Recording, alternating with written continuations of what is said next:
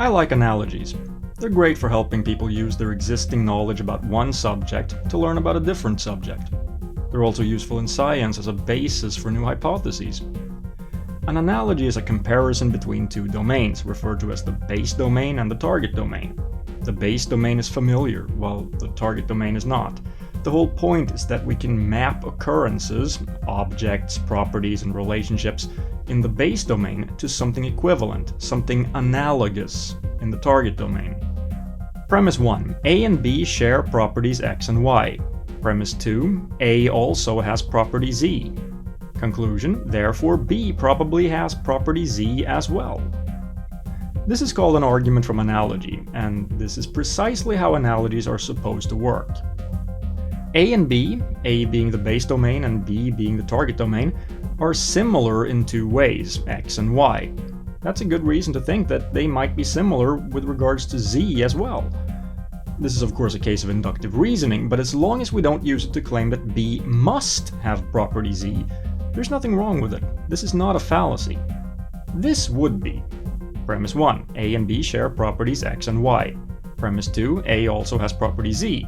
Conclusion: therefore B must have property z as well. That would be a hasty generalization.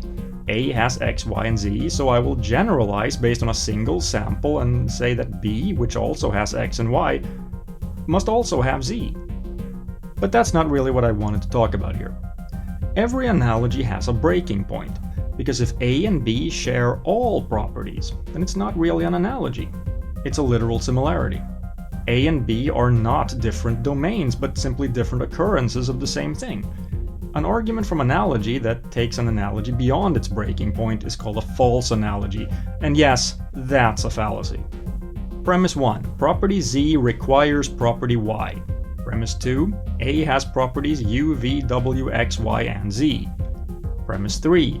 B has properties u, v, w, and x, but not y. Conclusion: therefore B probably has property z. No matter how similar A and B are in other respects, the fact that B does not have property y means that it cannot have property z, so we know that the conclusion cannot follow from the premises. Creationists love this fallacy. Evolution is like a tornado blowing through a junkyard and assembling a 747. No, it's nothing like that, because evolution isn't just a random mess. It's a random mess, 1, acted upon by a non-random selection process, and the results of that selection are then only slightly modified as they are, 2, passed along to the next generation. The two key components in evolution are descent with modification and natural selection, neither of which has an equivalent in the junkyard scenario.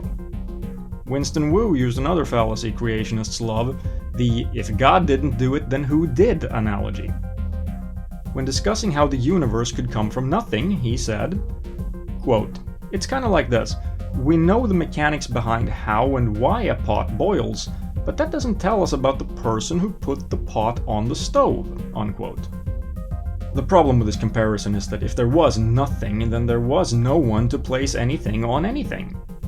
Whether the universe can have come from nothing is a complicated issue to discuss, and I won't go into that here, but it's very clear that a person, which is definitely something, affecting a pot, which is also something, cannot be analogous to nothing, not doing anything, because it's nothing.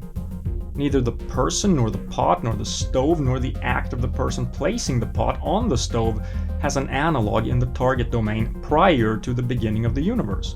In fact, there wouldn't even be such a thing as prior to the beginning of the universe, because that would be something, which is certainly not nothing.